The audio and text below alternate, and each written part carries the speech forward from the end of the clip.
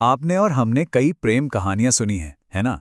पर आज हम जिस कथा पर चर्चा करने वाले हैं, वो इस संसार की सबसे पहली और शायद सबसे अनोखी प्रेम कहानी मानी जाती है। एक ऐसी कहानी जहां कोई शर्त नहीं थी, कोई बंधन नहीं था, सिर्फ और सिर्फ एक अटूट विश्वास था। हम बात कर रहे हैं भगवान शिव और देवी सती की। आज हम इस विश्लेषण में समझेंगे कि कैसे उनका अमर प्रेम, उनका त्याग और दूसरी तरफ एक पिता का अहंकार इस पूरे विश्व के संतुलन को हिलाकर रख देता है। अब इस पूरी कथा का जो केंद्र बिंदु है ना, वो एक बहुत ही गहरा सवाल है। जरा सोचिए, क्या होता है जब अनंत भक्ति और समर्पण सीधे जाकर एक बेहद विशाल अहंकार से टकराते हैं। एक तरफ तो देवी सती का शिव के लिए पूर्ण समर्पण है, बिल्कुल निष्काम प्रेम, और दूसरी तरफ हैं उनके पिता दक्षा प्रजापति।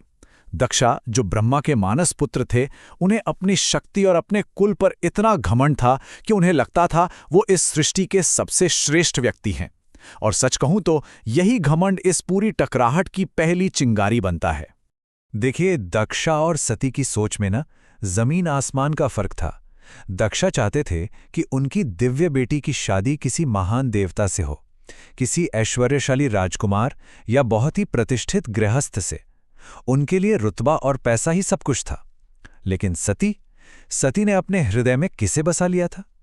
एक ऐसे योगी को जो शमशान में रहते हैं, मृगचर्म पहनते हैं, शरीर पर भस्म लगाते हैं, जिन्हें सांसारिक मोहमाया से कोई लेना देना ही नहीं है। दक्षा की नजरों में शिव सिर्फ एक जंगल में भटकने वाले योगी थे, जबकि सती के लिए वही परम पुरुष थे। तो चलिए इस दिव्य प्रेम कहानी के पहले भाग की तरफ बढ़ते हैं। सती कोई साधारण लड़की नहीं थी। कथाओं की माने तो वो स्वयं आदिशक्ति का ही अंश थी। जब दक्षा ने उन्हें समझाने की कोशिश की कि किसी राजकुमार को चुन लो, तो सती ने अपना इरादा साबित करने के लिए एक अत्यंत कठोर तपस्या का मार्ग चुना। उन्होंने सबसे पहले उस आलीशान महल को छोड़ दिया, पर्वतों की गुफाओं में भयानक तेज हवाओं और बारिश के बीच आश्रय लिया। यहां तक कि आगे चलकर उन्होंने खाना पीना और नींद सब त्याग दिया। खुले आकाश के नीचे बैठकर उनका सिर्फ एक ही लक्ष्य था, महादेव। और उनकी इस प्रचंड तपस्या ने पूरे त्रिलोक को हिला दिया, जिसके बाद आखिरकार शिव को आना ही पड़ा और उन्होंने सती के इस अनंत प्रेम को स्वीकार किया। और इसके बाद समय आया उस अलौकिक विवाह का, कहानी का दूसरा हिस्सा। अब ये जो विवाह था ना, ये कोई आम शादी नहीं थी। ये एक ऐसी अनोखी घटना थी जिसका साक्षी पूरा ब्रह्मांड बनने वाला था। सृष्टि के दो सबसे मूल तत्व, शिव और शक्ति, एक होने जा रहे थे। जरा कल्पना कीजिए, जब शिव कैलाश से बारात लेकर निकले तो उनकी सवारी नंदी थी, और इस बारात में कौन कौन था?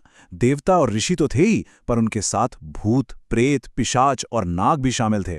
उनका पूरा शरीर भस्म से ढका हुआ था। आम लोग और स्त्रियां तो इस रूप को देखकर ही डर गई थी, पर सती के चेहरे पर एक अनोखा ही गर्व था। उन्हें किसी वैभव पर नहीं, सत्य के स्वरूप पर गर्व था। लेकिन इस इतने बड़े दिव्य आयोजन में एक बहुत बड़ी कमी रह गई। स्वयं ब्रह्मा ने मंत्रोच्चारण किया, विष्णु ने कन्यादान किया, पूरे ब्रह्मांड ने खुशियां मनाई, लेकिन एक जगह खाली थी।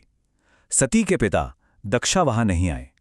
उन्होंने इस विवाह का पूरी तरह से बहिष्कार किया, क्योंकि उनके अहंकार के हिसाब से ये शादी उनके राजसी कुल के मुंह पर एक तमाचा थी। और यही वो बीज था जो आगे चलकर एक बहुत भयानक आग बनने वाला था। यहां से शुरू होता है तीसरा भाग, एक अहंकारी यज्ञ। समय बीतता गया। कैलाश पर शिव और सती बहुत शांति से अपना जीवन बिता रहे थे, परंतु वहां दूसरी तरफ दक्षा के मन में अपमान और क्रोध का जहर दिन ब दिन बढ़ता जा रहा था। अपने उस घमंड को दिखाने और अपनी श्रेष्ठता साबित करने के लिए उन्होंने एक बेहद विशाल यज्ञ का आयोजन किया। इसमें उन्होंने सभी देवताओं, ऋषियों और सिद्धों को आमंत्रित किया, सबको। लेकिन एक नाम जानबूझकर छोड़ दिया, महादेव का। और ये कोई चूक नहीं थी दोस्तों, ये दक्षा का शुद्ध अहंकार था। उन्हें लगा कि उस शमशानवासी योगी को बुलाना उनके रुतबे के विरुद्ध होगा। अब जब सती को इस यज्ञ के बारे में पता चला तो उन्होंने वहां जाने की जिद पकड़ ली। तब शिव ने उन्हें बहुत प्यार से समझाया कि देखो, जहां सम्मान न हो वहां अपना स्वाभिमान लेकर जाना पूरी तरह व्यर्थ है। शिव जानते थे कि इस आयोजन की नींव में सिर्फ क्रोध और घमंड है। लेकिन सती के अंदर एक पिता और एक पति के बीच का भारी द्वंद्व चल रहा था। उन्होंने शिव से विनती की कि वो सिर्फ एक बेटी की तरह वहां जाना चाहती हैं, और आखिरकार शिव ने उन्हें आज्ञा दे दी। और अब हम पहुंचते हैं कहानी के चौथे और सबसे दर्दनाक मोड़ पर, अंतिम बलिदान। सती अकेले बिना किसी निमंत्रण के इस आशा में अपने पिता के यज्ञ में पहुंची कि शायद अपनी बेटी को देखकर उस पिता का हृदय पिघल जाएगा, परंतु वहां उनका स्वागत नहीं हुआ। पूरी सभा में एक सन्नाटा छा गया। किसी ने उन्हें बैठने के लिए आसन नहीं दिया, कोई सम्मान नहीं किया।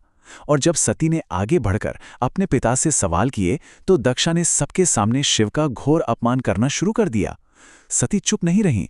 उन्होंने उस पूरी सभा को ललकारा और उस कटु सत्य को डिफेंड किया कि जिस शिव के बिना कोई यज्ञ पूर्ण ही नहीं हो सकता, तुम सब उसी शिव का अपमान कर रहे हो। पर दक्ष नहीं रुका। उसने सबके सामने अपमान के तीर चलाए। नग्न, भस्म रमाए, शमशान में विचरने वाला अभागा। ये शब्द सुनकर सती की आत्मा कांप उठी। ये सिर्फ उनके पति का अपमान नहीं था, ये सृष्टि के मूल आधार का तिरस्कार था। दक्ष का ये अहंकार अब उस हद को पार कर चुका था जहां से लौटना बिल्कुल नामुमकिन था। और दोस्तों, यही वो पल था जहां सती ने अपना आखिरी निर्णय लिया। उन्हें यह आभास हो गया था कि जिस शरीर ने उनके प्रभु का इतना घोर अपमान सुना है, वो अब इस संसार में रहने के योग्य नहीं रहा। उन्होंने अपने नेत्र बंद किए, अपने महादेव का स्मरण किया और सीधे उस यज्ञकुंड की धड़कती आग में कूद गईं। उनके इस त्याग में कोई डर नहीं था, बल्कि एक अजीब सी शांति और समर्पण था। लेकिन इस बलिदान के साथ ही एक ऐसी आग भड़की जिसने उस पूरे आयोजन को तबाह करने की नींव रख दी। आगे आता है 5वां भाग, शिव का क्रोध। सती के इस त्याग ने पूरी सृष्टि में जो हाहाकार मचाया ना, वो लिटरली प्रलयंकारी था। जब कैलाश पर शिव को यह खबर मिली कि उनकी अर्धांगिनी ने अग्नि में खुद को समर्पित कर दिया है, तो उनकी शांति पूरी तरह भंग हो गई। उन्होंने बेहद क्रोध में आकर अपनी जटाएं पकड़ी और उन्हें जोर से धरती पर पटक दिया। उसी क्षण धरती फटी और वहां से प्रकट हुआ वीरभद्र। यह शिव के उस प्रलयंकारी क्रोध और उनकी उस गहरी वेदना का सबसे भयानक स्वरूप था। उसका शरीर आग की तरह दीप्तिमान था, हाथों में तलवार थी और वीरभद्र का सिर्फ एक ही उद्देश्य था, दक्ष का अहंकार तोड़ना और उस यज्ञ का पूर्ण विध्वंस करना। वीरभद्र के वहां पहुंचते ही आकाश में मानो अंधेरा छा गया। उसने बिना एक पल रुको यज्ञ वेदी को तोड़कर रख दिया। किसी भी देवता या रक्षक में इतनी हिम्मत नहीं थी कि वो उस क्रोध का सामना कर सके। और आखिर में उसने उसी घमंडी दक्षा का सर धड़ से अलग कर दिया जिसने धर्म और प्रेम का मजाक उड़ाया था। दक्षा का वो विशाल अहंकार अब राख बन चुका था। अब बढ़ते हैं छठे भाग की तरफ, शक्तिपीठों का जन्म। यज्ञ तबाह हो चुका था, लेकिन यहां कहानी एक नया और बेहद भावुक मोड़ लेती है। क्रोध का स्थान अब एक असीमित विषाद, एक बोझने वाली उदासी ने ले लिया था।